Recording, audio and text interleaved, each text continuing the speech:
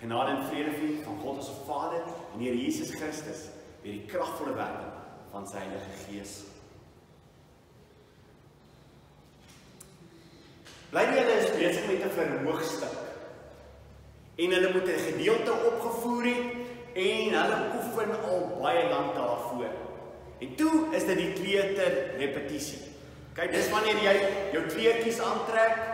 Jy lyk soos die dag wanneer jy gaan die groot vertoning hê. En bly die een van die belangrike rolle. En hy staan daar voor en hy moet nou sy gedeeltes opsê.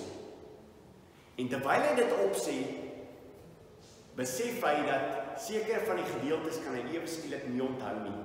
En hy's nog op pad soontoe en sy oor raak net al hoe groter hoe nader hy kom aan daardie frase wat hy moet sê, daai sinnetjie wat hy nie kan onthou nie. En terwyl hy besig is om te sê, kyk hy so vir Jamie, want Jamie staan agter die gordyn. Hy maak die gordyn oop en toe. Dis nogal 'n belangrike werk. Dink jy nie so nie? Die ou wat daar staan en hy maak toe en die volgende oomblik maak hy oop.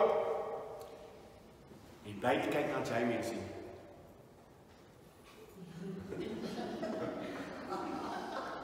En Jamie kyk vir hom en hy sê. Bly die sê en Jamie sê. En net daar is daai gedeelte wat bly die vergeet hy die woorde en hy dink by homself die beste wat hy nou kan maak is hy weet en maar opmaak wat daai frase is en hy weet dis 'n belangrike frase want die gedeelte wat hy nou moet sê moet die volgende persoon op die verhoog bring. En hy dink by homself, wat was dit gewees? Dit is iets soos en alles gebeur nou natuurlik in sekondes, net so. En hy probeer vir homself uitwerk, wat moet hy sê? En volgende oomblik sê hy, ag Jan, kom maar net op hoor. En natuurlik die juffrouens lag en almal lag wat daar by die kleuterrepetisie is. Dan bly die stap af. En juffrou sê vir hom, gaan terug. Hy sê, juffrou, ek sê vir Jamie om die gordyn toe te maak, ek het die woorde vergeet, maar ek maak so. Jamie sê net so. En juffrou sê, dis omdat ek vir Jamie gekyk het en vir hom gesê het. En hy sê, juffrou, maak jy daai gedeelte vergeet. Juffrou sê, dit maak nie saak nie, dit is 'n belangrike kleuterrepetisie, jy moet maar net begin tot einde gaan. Ons kan nie net stop nie. Hy sê, ai juffrou, maar nou het ek my naam Poppel gemaak.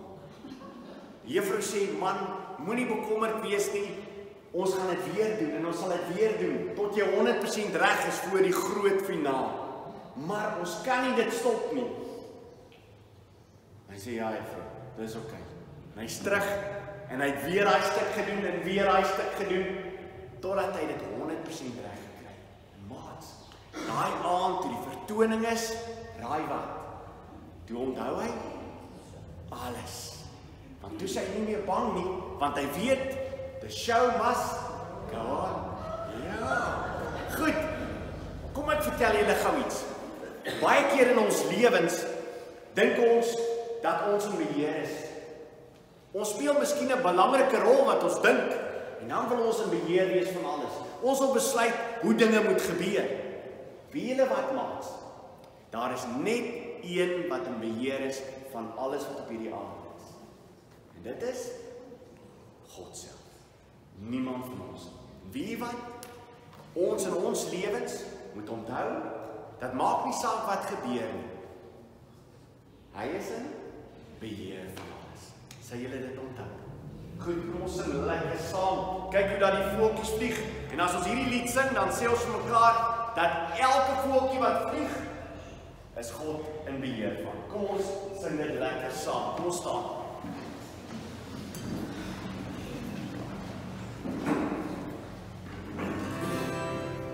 Kyk hoe dat die voeltjies vlieg, sommer so, God naar God naar al die voeltjies vlieg, God naar God. Hy doen soveel meer vir my, ek sal altijd aan my, en my liefde kom my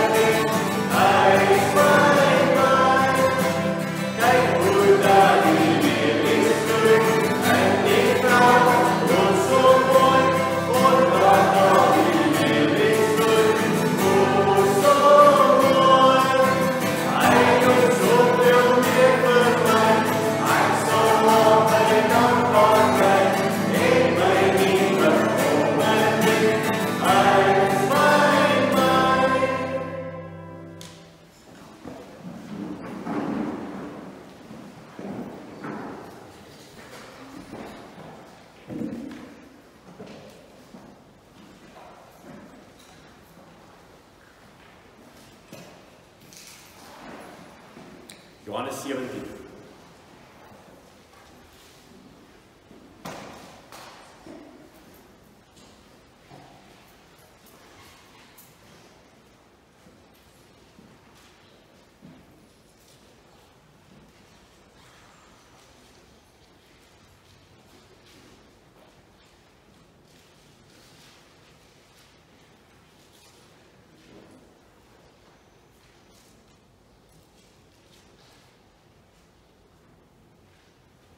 Kom ons buig ons hoofde voordat ons saam lees.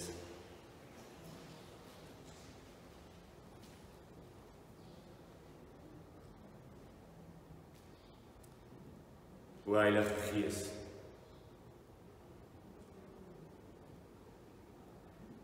die begeerte van ons harte is dat U mense ontvanklik sal maak vir U woord. Dat die woord sal oopbreek vir my. En dat elkeen van ons U stem sal hoor. Here, en dat ons erns sal maak met die woord, wetende, dit is nie 'n mens wat die woord uitgedink het. Dis nie mense wat saamgekom het op 'n dag om te besluit om die woord neer te skryf nie. Maar Here, dis U as lewende God wat hierdie woord geblaas het.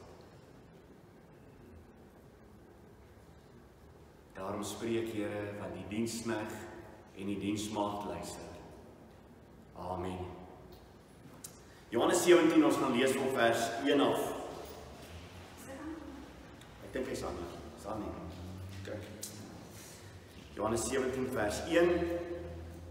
Dit het Jesus gespreek. Natuurlik alles wat vooraf gaan, hoofstuk 6, 17 het hy geëindig byvoorbeeld vers 33, dit het ek vir julle gesê, dat julle my vrede kan hê, in die wêreld sal julle verdrukking hê, maar hou goeie moed, ek het die wêreld oorwin. En dit het Jesus gespreek. En hy het sy oë na die hemel opgehef en gesê, Vader, die uur het gekom. Verheerlik die Seun, sodat die Seun U ook kan verheerlik. Soos U hom mag oor alle vlees gegee het, sodat hy aan almal wat U hom gegee het, die ewige lewe kan gee. En dit is die ewige lewe, dat hulle U ken, die enige waaragtige God en Jesus Christus wat U gestuur het. Ek het U verheerlik op die aarde. Die werk wat U my gegee het om te doen, het ek volbring. En nou, Vader, verheerlik by my Uself, met die heerlikheid wat ek by U gehad het, voordat die wêreld was. Net tot sover.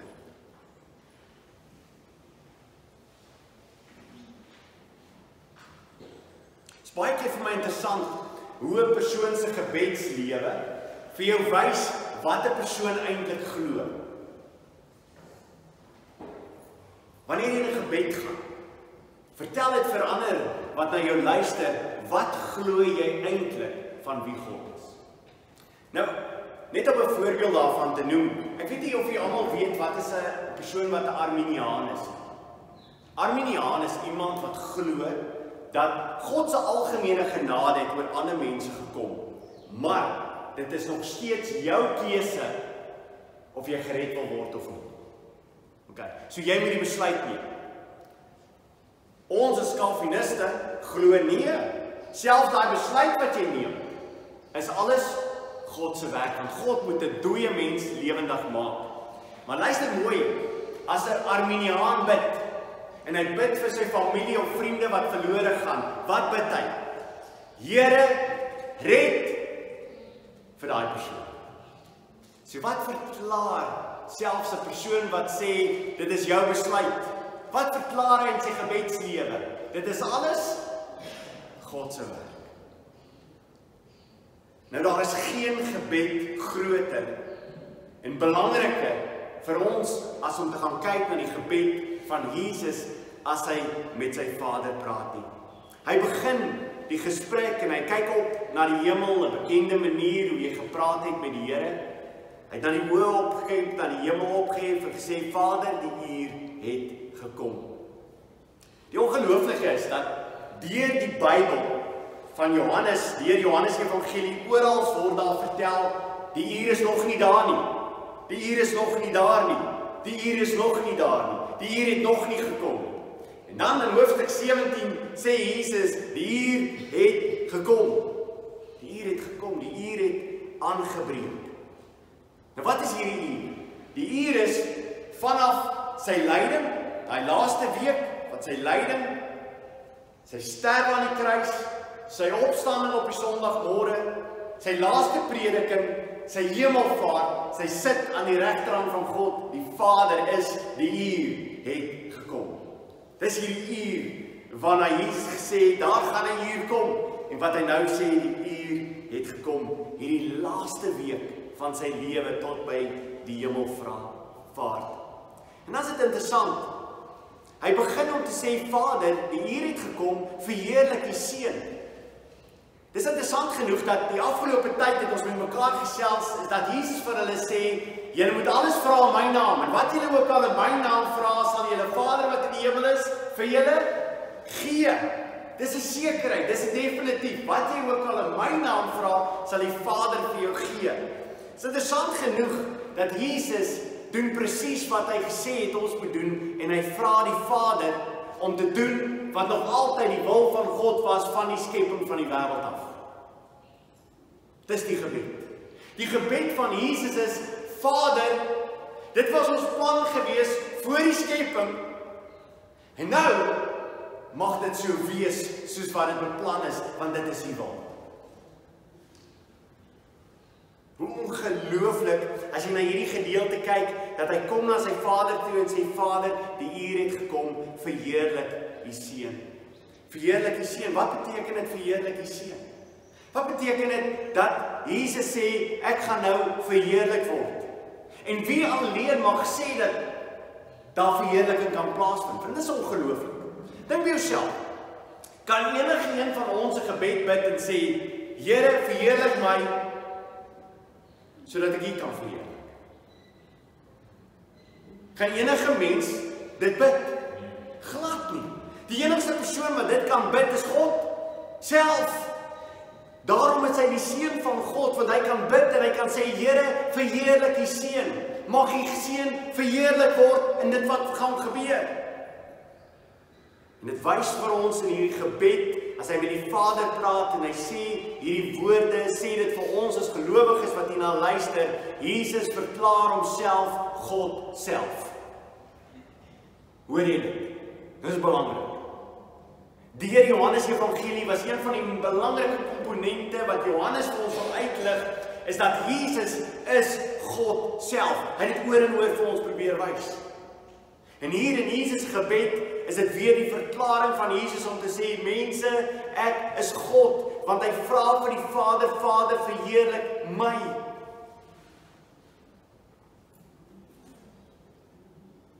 Wat is die verheerliking van Jesus? Die verheerliking van Jesus begin met hom wat hang aan die kruis.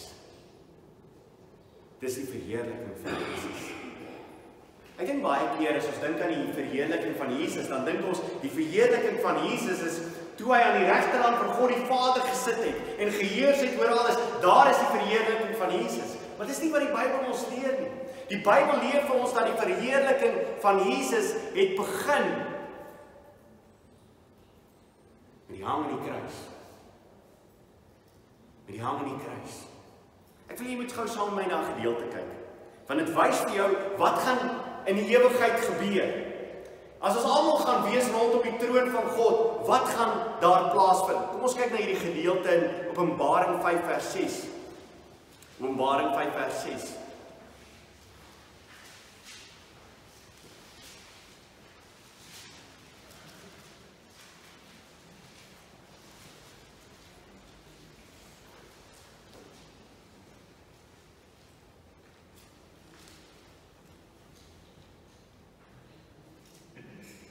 Johannes sien die boek wat daar is, 7 seels.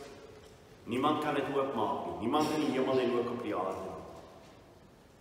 Nou vers 5, kom ons lees van vers 5 af. Toe sê een van die ouderlinge vir my, moenie ween nie. Kyk, die leeu wat uit die stam van Juda is, die wortel van Dawid, het oorwin om die boek oop te maak en die 7 seels te breek.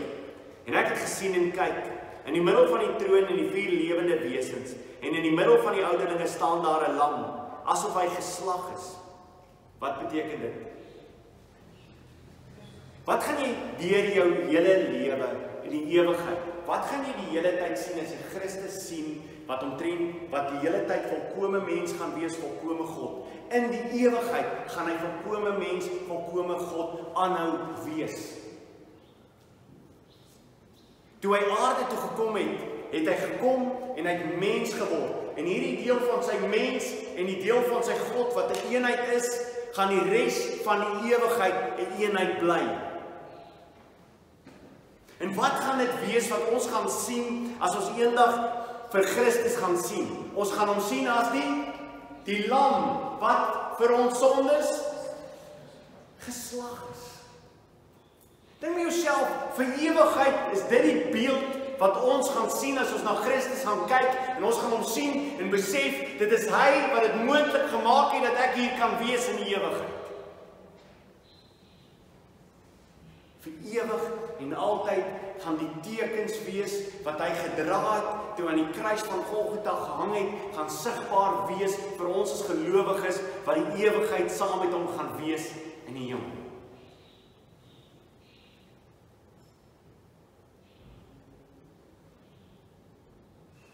Die lam wat geslag is, met die 7 horings en die 7 oë, wat die 7 geeste van God is, wat uitgestuur is oor die hele aarde. Hy het gekom en die boek geneem in die regterhand van hom wat op die troon sit. En toe hy die boek neem, val die 4 lewende wesens en die 24 ouderlinge voor die lam neer, elkeen wat sieters en goue skale vol reukwerk, wat die gebede van die heiliges is. Toe sien hulle 'n nuwe lied en sing hulle 'n nuwe lied en sê, U is waardig om die boek te neem en die seels oop te maak, want U is geslag en het ons vir God met bloed gekoop uit elke stam en taal en volk en nasies. En U het ons konings en priesters vir ons God gemaak en ons sal as konings op die aarde heers. Toe sien ek en ek hoor 'n stem van baie engele rondom die troon en van die lewende wesens en die ouderlinge. En hulle getal was 10.000 van 10.000 en duisende van duisende. Met 'n groot stem het hulle gesê, die lam wat geslag is waardig om te ontvang die krag en die rykdom, die wysheid en die sterkte, die eer en die heerlikheid en die lof. En elke skepsel wat in die hemel en op die aarde en onder die aarde en wat in die see is en alles wat in hulle is, het ek hoor sê aan hom wat op die troon sit en aan die lam, kom toe die lof en die heerlikheid en die krag tot in ewigheid. En die 4 lewende wesens het gesê, Amen. En die 24 ouderlinge het neergeval en hom aanbid wat lewe tot in alle ewigheid. Kan jy sien hoe belangrik dit is? Die verheerliking van die kruis gaan 'n verheerliking wees wat hom uitgeroep gaan word en gesing gaan word en sy lof gaan besing word omdat hy waardig was en omdat hy die eer het en omdat hy die lam is wat vir ons geslag is. Die verheerliking van Christus begin aan die kruis. Kan jy verstaan hoekom Paulus skryf en hy sê, waar is die krag? Die krag is in die kruis, maar dit is dwaasheid vir die wat verlore gaan. Ons lewe in 'n tyd vandag waar die kruis half so op die einde geplaas word. Daar word gesê Jesus het vir ons gesterwe, maar die implikasie van Jesus wat vir ons gesterwe het en wat dit beteken dat hy die sonde van my gedra het, word nooit 'n realiteit in my lewe nie. Wie hoekom nie? Want ons dink ons is nie so sleg nie. Dis die evangelie van die dag van ons lewe. Terwyl die verheerliking van Christus kan alleenlik plaasvind as ek verstaan, daar is geen manier dat ek dit kon verdien nie, en daar is geen manier dat ek ewigheid kan ingaan sonder Christus wat hang in 'n kruis vir my lewe. En dan raak die kruis die verheerliking van Christus vir die res van my lewe. Maar as Jesus na sy Vader verwys en sê, Vader, verheerlik die Seun, is dit hierdie gedagte begin, dis by die kruisiging van Christus waar dit sal plaasvind. Dit is interessant genoeg, Johannes, deur die hele brief van Johannes skryf hy oor en oor in die evangelie, skryf hy hoe belangrik hierdie gebeurtenis sal wees van Christus wat sal kom. En ek wil net vir jou 'n paar aanhaal. In Johannes 1 vers 29, Johannes die doper sien vir Jesus die eerste keer En wat sê hy vir hom? Hy sê, die volgende dag sien Johannes Jesus na hom toe kom en hy sê, daar is die lam wat die sonde van die wêreld wegneem. Wat was die belangrikste verklaring gewees vir Johannes die Doper om van Jesus te sê? Daar is die lam wat die sondes van die wêreld wegneem. Jesus praat met Nikodemus in Johannes 3 vers 14 en 15 sê hy vir hom, en soos Moses die slang in die woestyn verhoog het, so moet die seun van die mens verhoog word. Dit is ongelooflik dat sy verhoging 'n fisiese en 'n geestelike dimensie het. Hy sou verhoog word en hy sou nie net aan 'n kruis hang en verhoog word nie, maar sy kruisiging sou ook die verhoging wees van wie hy is, dat hy bereid was om te sterf aan 'n kruis. Sodat elkeen wat aan hom glo nie verlore mag gaan nie, maar die ewige lewe kan hê. Johannes 10 vers 11. Ek is die goeie herder. Die goeie herder lê sy lewe af vir die skape. Johannes 12 vers 32. En ek, as ek van die aarde verhoog word, sal almal na my toe trek. En dit het hy gesê om aan te dui hoe danige dood hy sou sterwe. So van die begin af, Johannes sê dit vir ons oor en oor, mense, hierdie is 'n belangrike moment wat gaan plaasvind as jy sien wat Jesus Christus gaan doen. Want dis waarvoor hy gekom het.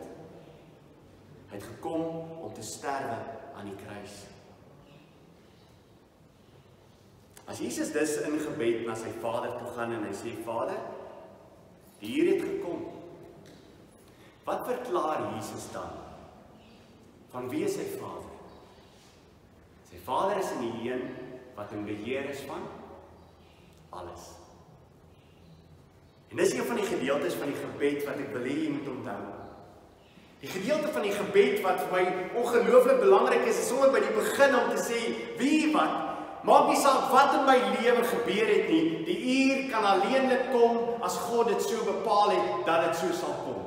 En niks sal in my lewe gebeur sonder God wat gesê het, dit is hoe dit sal plaasvind, dit is die uur wat nou gekom het. Niemand sal my lewe kan wegneem sonder dat God gesê het, die uur Johan Louw vir jou het gekom, kom. Dis die God wat ons aanbid, dis die God wat toe ons nader, as ons met hom gaan praat, is ons sê vir hom, Vader, U is in beheer van elke uur van my lewe. Verheerlik die Seun, sê hy verder, Jesus sê vir sy Vader, is dat hierdie kruisdood gaan plaasvind, en hy het dit oor en oor gesê, deur wrede mense. Maar Vader, U het dit so bepaal, voor die grondlegging van die wêreld. U is in beheer. Van die ergste ding wat ooit sou gebeur het in die geskiedenis van die wêreld, dat hy wat sonder sonde is aan die kruis uit sou sterwe, was die Vader in absolute beheer van gewees. En Jesus verklaar dit. Vader, die hier het gekom, verheerlik die Seun. Here, U is in beheer daarvan, verheerlik my. Verheerlik die Seun, sy Seun sou sterwe aan 'n kruis. En dis die ongelooflike, die verheerliking van Christus sou plaasvind aan die kruis. Hy sou verheerlik word aan die kruis. Maar wat sou verder plaasvind? Is sy verheerliking aan die kruis, die Seun se verheerliking, dat hy bereid is om vir die wêreld te kom sterwe, en vir ons vertel van sy gehoorsaamheid aan die Vader. Verheerlik ook die Vader. Hoekom verheerlik hy die Vader? Want die Seun is gehoorsaam aan die Vader. Die Seun doen wat die Vader beplan het van ewigheid af, en deur die Seun se gehoorsaamheid aan die Vader word die Vader verheerlik, maar die Seun word ook verheerlik. En alles wat hy doen. Dit is ongelooflik dat die drie eenheid word verheerlik. As die een verheerlik word die ander een verheerlik. Daarom as Jesus sê verheerlik die Seun, sodat die Seun U ook kan verheerlik. Want die verheerliking van my aan die kruis gaan nie verheerliking wees. Dat U so 'n ongelooflike plan uitgedink het vir die grondlegging van die aarde, om te sê, my Seun gaan ek na die wêreld toe stuur, hy wat onskuldig is, om vir die wêreld te kom sterwe, en die Seun is gehoorsaam aan die Vader, en hy kom doen dit. En deurdat hy dit doen, verheerlik hom, oor wie hy is, maar dit verheerlik oor die Vader, oor die liefde wat die Vader het vir hierdie groep mense wat die Seun voor gaan sterwe.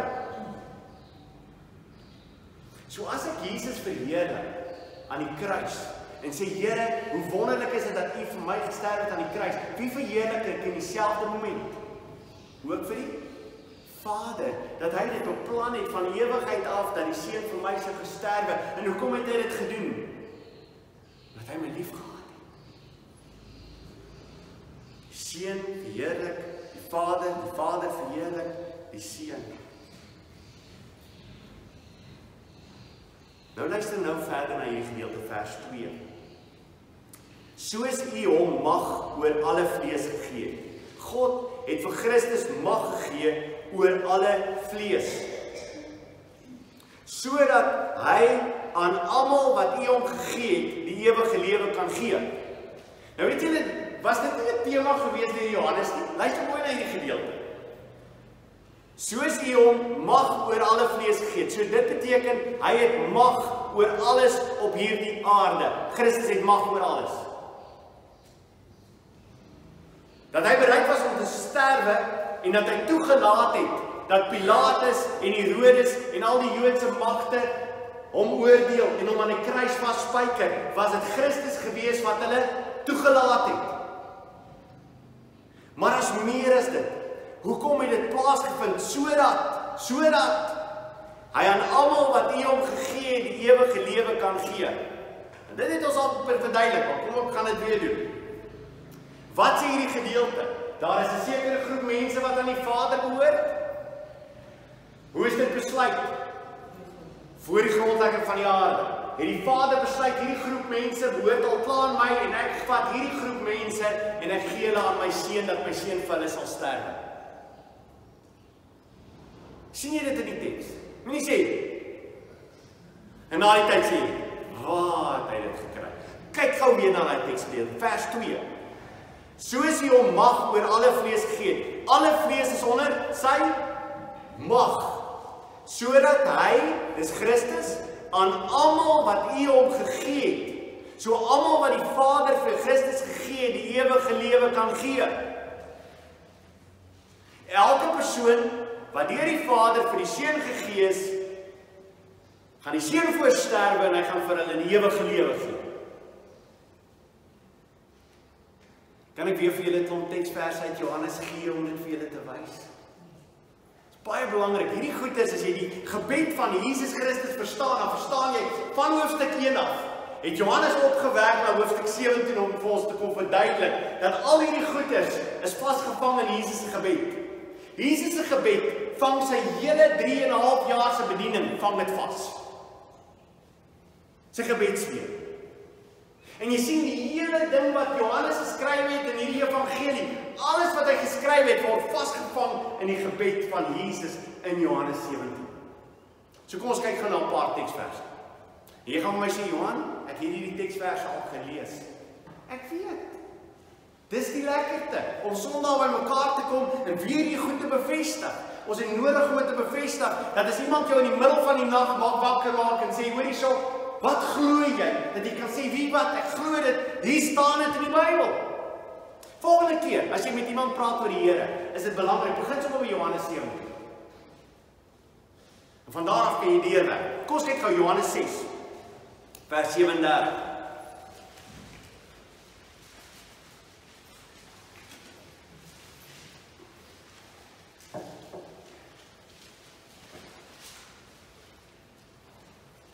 Johannes 6 vers 37. Al wat die Vader my gee, sal na my toe kom. Al wat die Vader my gee, daar is 'n moontlikheid dat hulle na my toe sal kom. Party van julle sit en kyk vir my is omdat jy nie na die teks kyk nie. Okay? Kyk na die teks. Al wat die Vader my gee, sal na my toe kom. Is daar 'n moontlikheid dat iemand wat die Vader vir die Seun gegee het, dalk nie kan kom nie? Dalk nie gaan glo nie. Okay, so, al wat die Vader my gegee het, sal na my toe kom en ek sal hom wat na my toe kom nooit uitwerp nie. Hoekom het hy na my toe gekom? Die Vader het hom vir my gegee. En as hy na my toe kom, sal ek hom nooit uitwerk nie. Dit lyk vir my of dit alles God se werk is. Ok, vers 38. Want ek het uit die hemel neergedaal, nie om my wil te doen nie, maar die wil van hom wat my gestuur het. Wat het Jesus gesê? Verheerlik die Seun sodat die Seun hy kan verheerlik. Hoekom verheerlik hy? Want hy het alles gedoen presies wat die Vader vir hom gevra het om te doen. Ongelooflik. Vers 39, en dit is die wil van die Vader wat my gestuur het, dat al wat hy my gegee het, ek daarvan nie sal verloor nie, maar het opwek in die laaste dag. En dit is die wil van hom wat my gestuur het, dat elkeen wat die Seun aanskou en in hom glo, die ewige lewe mag hê, en ek sal hom opwek in die laaste dag. Nou daar's geen manier wat jy om hierdie teksverse kan kom, wat vir jou sê, dat dit God se plan was, dat God 'n groep mense vir Christus gegee het, dat Christus sê, ek gaan sterwe vir hulle, ek gaan hulle opwek uit die dode uit, en ek gaan vir hulle die ewige lewe gee. Johannes 10 vers 28, vers 29 sê, en ek gee hulle die ewige lewe, en hulle sal nooit verlore gaan, tot in ewigheid nie. Ekskuus, kom ons Johannes 10 vers 28.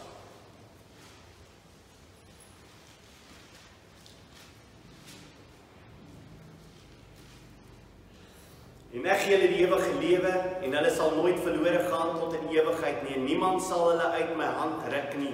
My Vader wat hulle aan my gegee het, is groter as almal, en niemand kan hulle uit die hand van die Vader ruk nie. Dis die Vader se hand, dis die Seun se hand, dis die mense wat geplaas is in hulle hande, sal nooit verlore gaan nie, hoekom, want hulle so bepaal voor die grondlegging van die aarde. Ek kan nog 'n teksvers vir julle lees. En ek dink ek moet. As nog 'n gedeelte, kom ons gaan 'n bietjie gou net terug. Johannes 5 vers 21. Johannes 5 vers 21.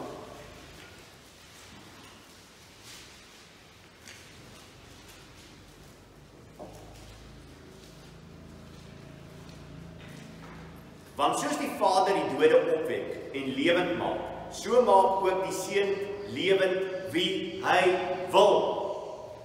Wie maak die Seun lewend? Wie hy wil. Wie hy wil. Want die Vader oordeel ook niemand nie, maar hy het die hele oordeel aan die Seun gegee, sodat almal die Seun kan eer, net soos hulle die Vader eer. Ken jy Johannes 17 hoor? Sodat almal die Seun kan eer, net soos hulle die Vader eer. Daar is geen manier, mense, dat iemand kan wegkom van hierdie teksgedeelte af en sê, Jesus is nie die Seun van God nie. Is hy God? Ja, hy is God. Hoe weet jy hy is God? Wel, ons gaan begin by hierdie teksgedeelte in Johannes 17 of Johannes 5 wat sê, ek moet die Vader, laat die Vader geëer word soos die Seun geëer moet word. Nou julle toe in die hemel, as die engel wil buig, Johannes wil aan die engel aanbid, wat sê die engel vir hom? Niemand mag aanbid word behalwe God nie. Niemand nie. En hier sê Jesus, sodat almal die Seun kan eer, net soos hulle die Vader eer, net soos hulle die Vader eer, net so. In dieselfde manier wat die Vader geëer word, net so moet die Seun geëer word.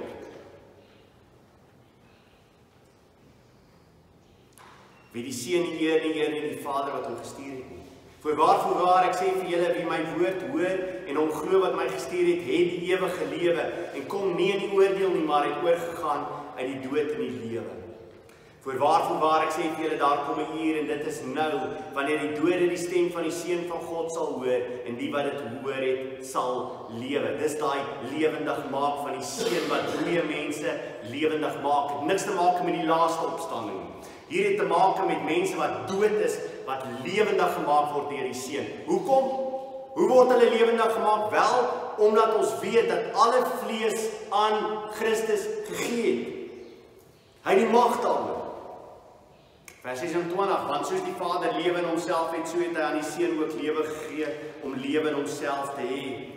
En hy het hom mag gegee om ook te oordeel, omdat die Seun van die mens is, omdat hy die Seun van die mens is. Ongelooflike gedeelte. So oor en oor word vir ons wat vertel. Johannes 17, Jesus se gebed, is nie die eerste keer wat ons dit hoor nie, maar is deur die hele Johannes is dit oor en oor vir ons vertel.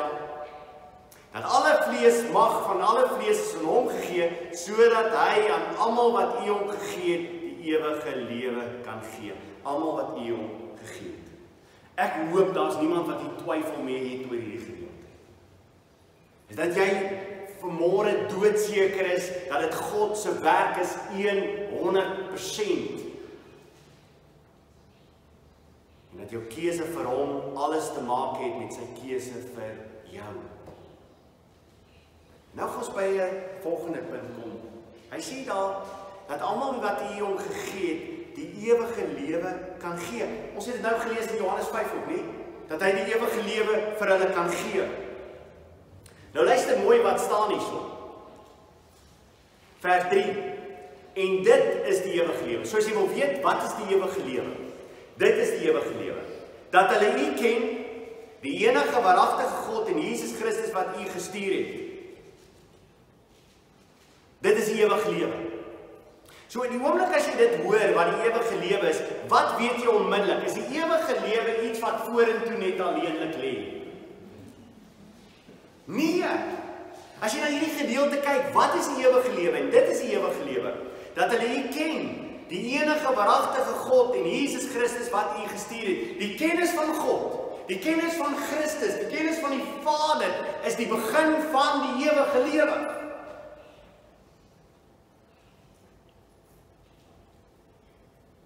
In Hebreëus, as ons gepraat het van ken, om iemand te ken, is dit 'n ongelooflike intieme verhouding. Dit is my ongelooflik dat as God praat van die hele verhouding van die kerk met Christus, praat hy in terme van die bruid en die bruidegom. Die woord vir ken in die Hebreëus het te maak ook met hierdie gedagte van en Adam het vir Eva geken. Die seksuele, die intieme verhouding wat daar is die begin van 'n kennis wat plaasvind. Die absolute verhouding tussen Christus en sy kerk, hierdie intieme verhouding wat begin word by wedergeboorte, waar ek ingebring word in die kerk by wedergeboorte, is die begin van die ewige lewe, die kennis van wie hy is. In die Ou Testament het God met die volk hierdie verhouding gehad. En hy spreek hulle aan. In Hosea 4 vers 6. My volk gaan ten gronde weens 'n gebrek aan kennis. Omdat jy die kennis verwerp het, sal ek jou verwerp, sodat jy my priesterampt nie sal bedien nie. So omdat jy die wet van jou God vergeet het, sal ek jou kinders vergeet. Kyk gou nou saam met my na Spreuke. Dis 'n bekende gedeelte wat baie van ons aanhaal, en ongelukkig haal ons net vers 6 aan. Spreuke. Kyk gou na Spreuke. Spreuke 3.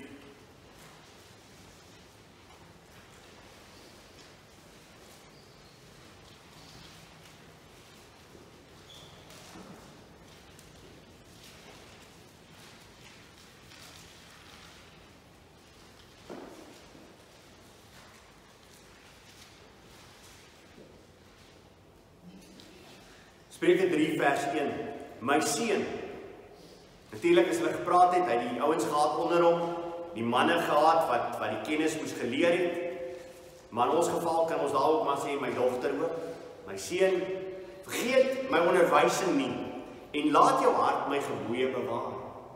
Kyk so, daar is 'n belangrike dat jy in God se woord kom en dat jy as sy kind die onderwysing wat hy vir jou gegee het en die gebooie wat hy vir jou gee deur sy hele woord, dat jy dit bewaar. Hoekom? Want dit sal lengte van dae en jare van lewe en vrede vir jou vermeerder. Nou, dit is niks uit te baie met hoe lank jy op aarde gaan lewe nie. Ek kry enigiemand jammer wat meer as 100 jaar lewe. Dit is swaar, okay? Ek wil baie vroeg, hoe vroeër ek kan gaan, sal nog beter wees, maar ek weet ek het 'n bepaalde taak en totdat die Here klaar met daai taak is, sal ek gaan, okay? Maar dit het niks daarmee te maak nie. Dit het te maak met 'n verhouding wat volledig is, wat wonderlik is. 'n Verhouding saam met hom wat werklik waar vir my betekenis in my lewe gee. Want buitekant 'n verhouding met God is daar geen betekenis in hierdie lewe. Okay, so, want dit sal lengte vandaan, jare van lewe en vrede vir jou vermeerder. Dis die ewige lewe. Vers 3, laat liefde en trou jou nie verlaat nie. Bind dit om jou hals, skryf dit op die tafel van jou hart. Dan sal jy genade vind en goeie insig in die oë van God en die mense. Vertrou op die Here met jou hele hart en steun nie op jou eie insig nie. Dis 'n belangrike teksvers vir die tyd van ons lewe. Vertrou nie op jou eie insig nie.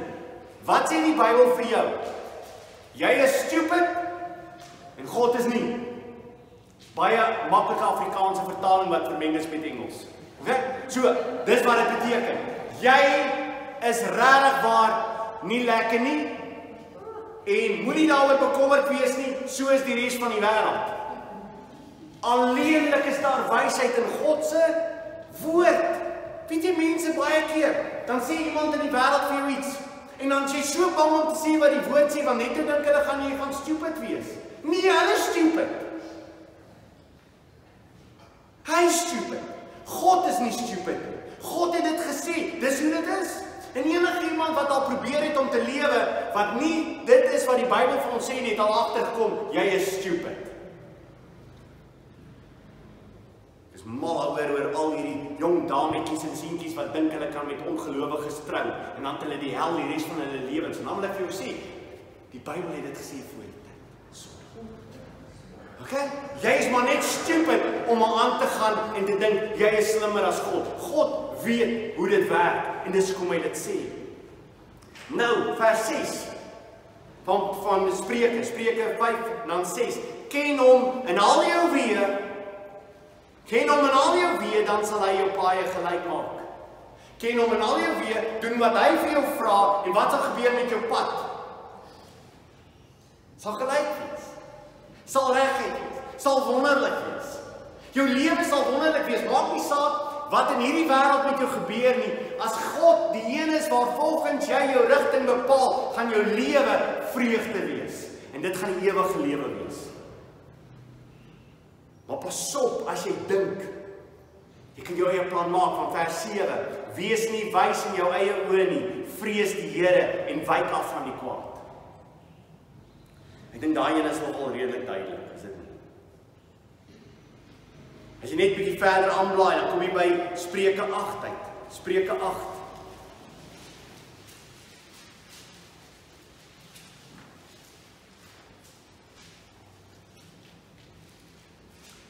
Hier word vertel van die wysheid.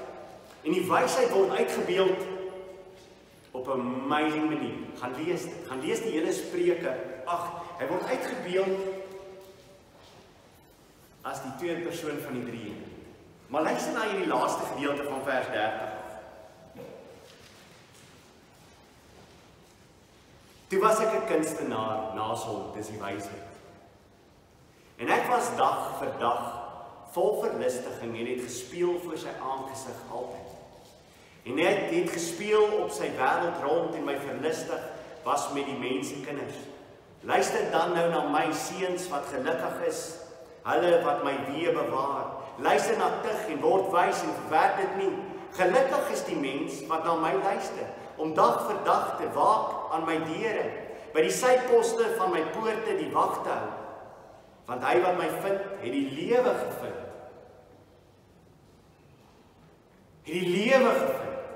Wat sê die woord? Jesus sê ek is die woord. Johannes begin om vir ons uit te beeld dat Christus wat gekom het is die woord. En hier staan hy en hy sê hierdie woord, hierdie wysheid was die hele tyd voor God gewees. Hy het voor God gespeel. Hy het dit geniet om saam met God te wees. En dan sê hy vir hulle, vers 34, gelukkig is die mens wat na my luister, na my woord luister. Om dag vir dag te waak aan my deure, by die syposte van my poorte, die wag te hou. Want hy wat my gevind het die lewe gevind en verkry welbehae van die Here. Maar hy wat my mis, benadeel sy eie lewe. Almal wat my haat, het die dood lief. Daar's geen lewe buitekant Jesus Christus. Daarom, die kennis van Jesus Christus is die begin van die ewige lewe.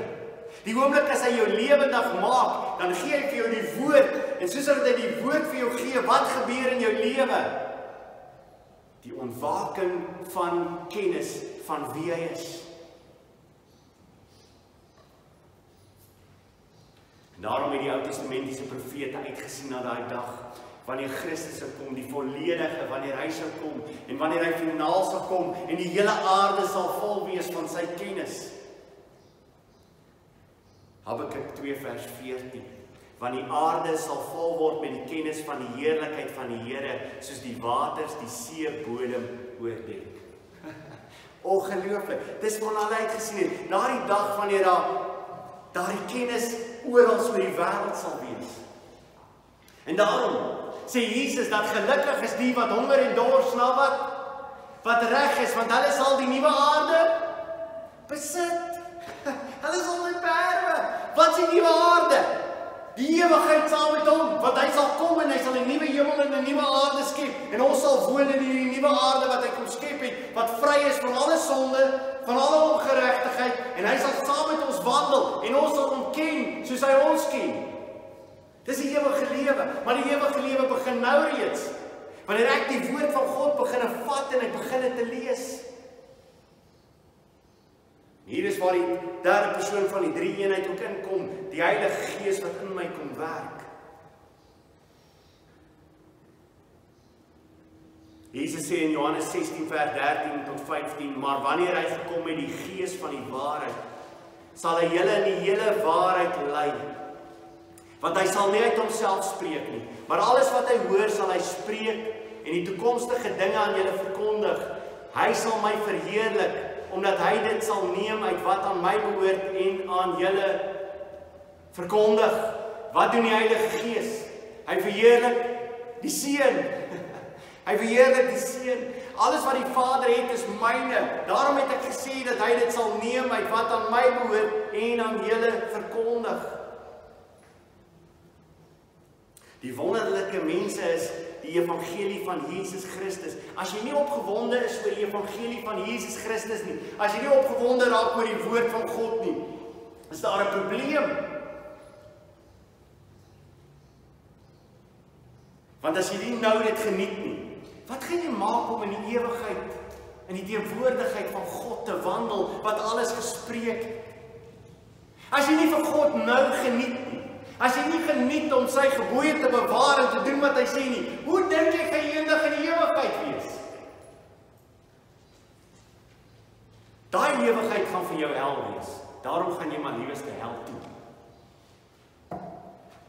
Die ewigheid gaan aanhou met die ontbloting van wie God is, en hoe meer gaan ons hom leer ken vir wie hy werklik is. Ek haat dit as ouens sê hulle gaan golf speel in die hemel.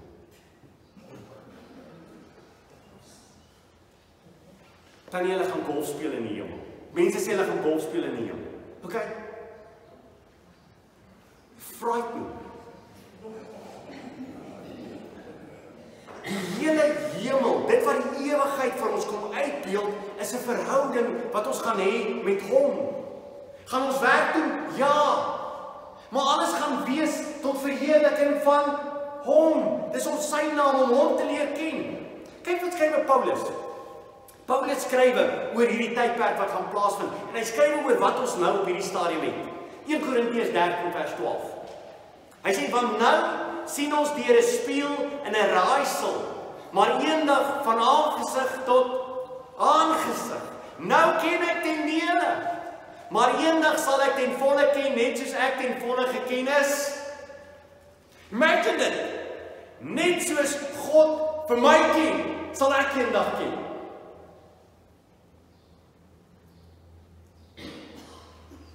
Daarom dink ek nie ons sal ergens wil wegbeweeg van die teenwoordigheid van God nie. En dis wat nou reeds begin is dit nie. Ek kan nie glo dat daar tydperke moet wees wat jy weg moet wees van die teenwoordigheid van God nie. En dit beteken nie net om alleen met hom te wees nie. Dit beteken in elke dag van my lewe en alles wat ek doen, is my hele doel en my begeerte van my lewe is, Jesus Christus, ek wil U verheerlik. Ek wil U groot maak. Nou op hierdie stadium Is dit 'n bedekte spieël, is 'n dowwe spieël. Ons kan nie alles wonderlik sien nie. Hierdie spieël was soos 'n koper geweest wat hulle baie skoon gemaak het. En daai koper wat jy skoon gemaak het, as jy jou beeld sien, is dit 'n snaakse beeld. Weet jy of jy al gedink het, as jy jouself so al van daai koper sien nie, gaan kyk in die koper, jy lyk nie baie hard nie. Nie dat jy ooit is nie, maar dis wat jy doen, nee? Okay, maar wat gaan gebeur is, die eendag as ons vir Christus gaan sien, gaan ons sien soos ons werklik is en soos hy werklik is. Dis die ewigheid. Om hom te sien van aangesig tot aangesig. Deur die woord van God leer ons vir God ken. 1 Johannes 5 vers 20 sê, en ons weet dat die Seun van God gekom het en ons verstand gegee het. Dis my. Hy het ons verstand gegee. Daar's geen manier dat jy buitekant Jesus Christus, buitekant die werking van die Heilige Gees, met jou verstand die woord kan verstaan. Dis alleenlik deur die openbaring van God, die Gees wat in jou kom woon, wat hierdie vir jou wonderlik raak. Jy hoor woorde, jy wat hier sit, as jy nie 'n kind van die Here is nie, jy hoor woorde, jy dink jy hoor alles wat ek sê. Maar dit maak jou nie opgewonde nie, doen dit. En die rede hoekom hierdie woorde nie jou opgewonde maak nie, is omdat jy nie lewendig is nie. Jy sit soos 'n mammie. Alles van in die ore. Jy dink by jouself, Johan, dis nie great nie. Ja, is omdat jy stupid is. Jy kan nie hoor nie, man.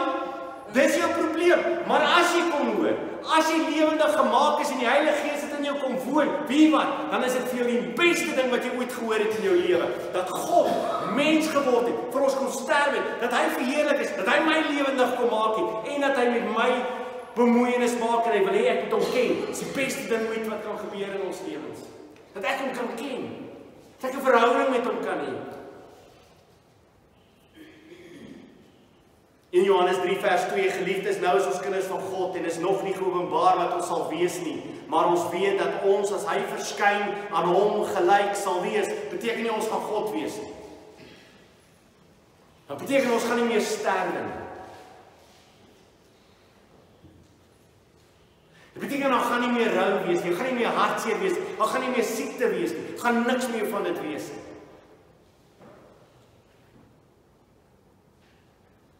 Gaan nie meer bedrog wees nie. Leuen sal daar nie meer wees nie.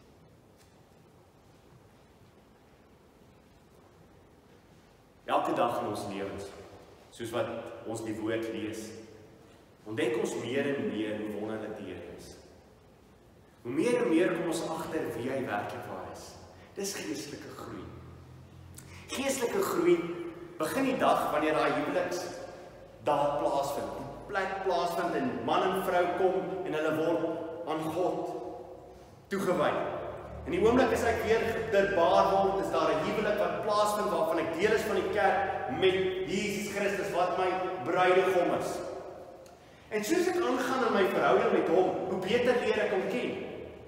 Jy dink in die begin, toe jy tot bekering gekom het, en jy jou lewe vir die Here gegee het, en jy geweet vanuit vir jou sondes gesterf, en dit was alles amazing geweest. Maar dit is niks in vergelyking wat jy nou weet van hom en hoe lief jy hom nou het nie. Dit is so nie. En dit gaan die hele tyd verander. Jy dink jy weet nou hoe lief jy hom het. Imagine wat jy jaar. En jou groei en jou wandel, hoe beter jy hom leer ken, hoe meer is jy vir hom lief. Toe ek met Helen getrou is, het ek nie gedink ek gaan vir haar so baie lief wees soos wat ek nou lief. Ek gedink ek het haar daai tyd lief. Gedink sy's amazing. Maar ek nie geweet nie. Okay, dis dieselfde en is meer so met die verhouding met die Here. Ek dink ek weet wie die Here is. Ek dink wat ek weet wat hy vir my gedoen het. Maar hoe meer ek 'n verhouding met hom het, meer leer ek hom. Hoe wonderliker raak dit vir my. Hoe meer sien ek uit daarna om hom nog beter te leer ken. Hoe meer sien ek uit daarna om nog meer sy woord te bestudeer. Ek wil afsluit met hierdie gedeelte van Johannes 17 van vers 1 tot 5. Ons bly net gou weer terug.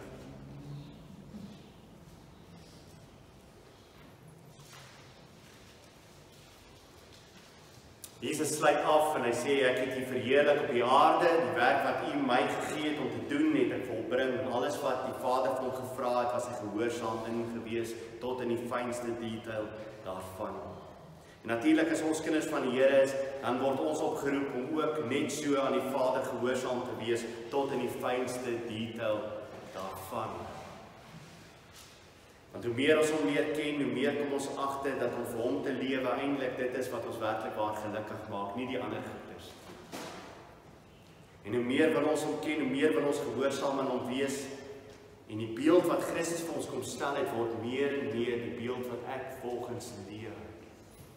En hoe meer is my lewe verheerliking van Christus en die Vader. En dan vers 5, en nou Vader, verheerlik my by U self, met die heerlikheid wat ek by U gehad het, voordat die wêreld was. Dis amazing. Johannes het begin, en het gesê, in die begin, was die woord. En die woord was, by God, en die woord, was self God. Was self God. Van die begin af was dit so gewees, dat Vader en Seun was by mekaar gewees, en daar was 'n absolute verheerliking gewees. Dit was God. En Jesus sê in die laaste oomblikke, Pa, Vader, vir wie het dit teruggaan in daai tyd? Ten alles het ek U gehoorsaam, gedoen wat U van my vra. Die begeerte van sy hart word uitgespreek in vers 5, en hy sê, nou Vader, verheerlik my by U self, met die heerlikheid wat ek by U gehad het, voordat die wêreld was. Daarom weet ons ook, Jesus is nie 'n skepsel van die Vader nie, want hy sê, ek was nog altyd, voor enigiets geskep is, was ek altyd in die teenwoordigheid van die Vader. Die drie-eenheid, in die teenwoordigheid, en die absolute verheerliking van wie hulle is. En soos hulle in die drie-eenheid was, het hulle nooit genodig gehad om vir Johan in hierdie familie in te laat. Van die Vader en die Seun en die Heilige Gees het mekaar verheerlik van die begin af. In totale, volkome heerlikheid en verhouding met mekaar gehad.